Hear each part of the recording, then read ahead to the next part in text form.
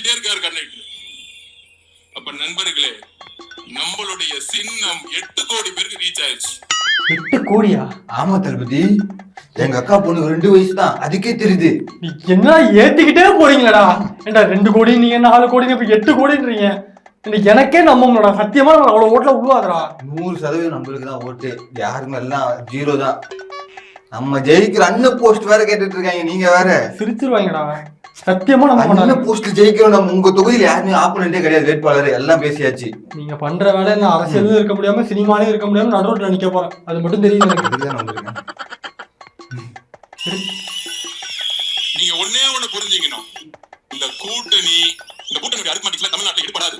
தலைவர் மேலே நம்பிக்கை இல்லாத பொழுது பக்கத்துல போய் நம்பிக்கை வரும். கூட்டணி வச்சிருக்கோங்க தலைவரே. தலைவர் மேல நம்பிக்கை இல்லைன்னு யார சொல்ற? என்ன சொல்ற? நான் வெளில வரணும்னு குத்தி காட்டுறேன் இந்த இடத்துல. உங்களை நான் ஏன் கோத்து விட போறேன்? கோத்து விட்டுறது ஆரம்பத்துல இருந்து எந்த வரையும் என்ன கோத்து விட்டுருக்க? நீ எதிர்கட்சி அடிச்சு ஆளுங்கட்சி அடிச்சு பேசவே இல்லை. நீ என்ன மட்டும் தான் பேசியிருக்க. அதுல பாருங்க, அந்த புக் ரிலீஸ்ல கூட உங்களை எங்க கோத்து விட்டேன்.